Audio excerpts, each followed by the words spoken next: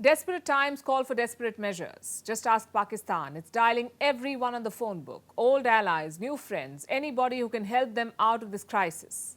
Let's begin with the old ally, the United States of America. Pakistan's ambassador to Washington made an appeal recently. He asked the US to restore military aid and sales to Pakistan. It was stopped by Donald Trump in 2018. Trump accused Pakistan of playing a double game on terrorism. Now, it was an open secret here in India, but I guess it took the Americans decades to realize. Either way, Trump ended military assistance in 2018. But now Pakistan wants it back. The question is, will Joe Biden agree to this? He did approve a military upgrade for Pakistan's F-16 fleet last year. It was a package worth $450 million. But the aid package frozen by Trump is much bigger, almost $1.3 billion. That's what Islamabad is eyeing, $1.3 billion. Their second SOS call was to their so-called iron brother China. Prime Minister Shahbaz Sharif spoke to China's new premier. Two major issues were discussed. One was the economy. China promised support to maintain financial stability in Pakistan. God knows they need it.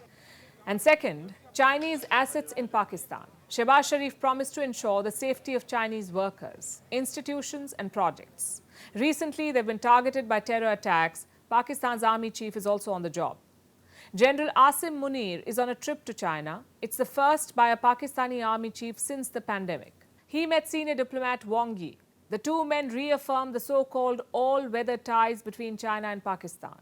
So that's two outreach campaigns by Islamabad, one to America, another to China. They're trying to balance both the big powers, and they're not alone. Countries across the world have been balancing America and China. So why is Pakistan different? Because they are beholden to both. Let me explain. China makes up 30% of Pakistan's total debt. Chinese money is keeping the country running. So good relations with China is not a goal, it's a necessity. Same with America.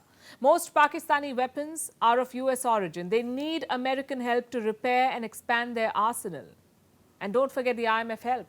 Without American support, Pakistan can forget that bailout. So Pakistan needs the Americans as well. The question is, will Joe Biden fall for it? In the last century, his predecessors did. Two events made the Americans embrace and cultivate Pakistan. The first was their covert operations in Afghanistan. They used Pakistan as a launching pad. Weapons, money, everything went from Pakistan to Afghanistan. And the second was the US-China normalization. Pakistan was a key broker in those talks. With their help, America opened relations with communist China in the 70s. But that was decades ago. Now the dynamics have changed. For starters, Pakistan is virtually powerless in Afghanistan. In fact, the Taliban have started dictating terms to Islamabad. And secondly, the US has a growing partnership with India. They need India as a bulwark against China. So it's a question of pure strategic importance. Who brings what to the table?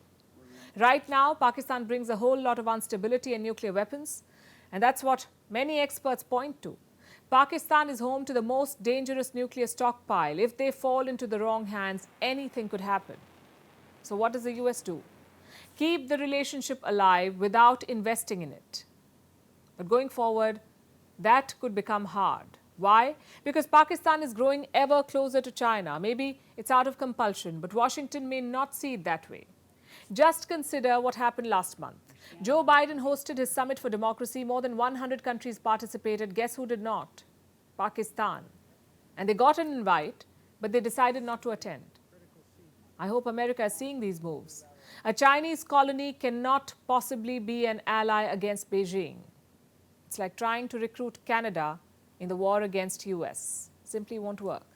America must realize that South Asia's strategic stability is not pinned on Pakistan. In fact, Pakistan is the biggest threat to it.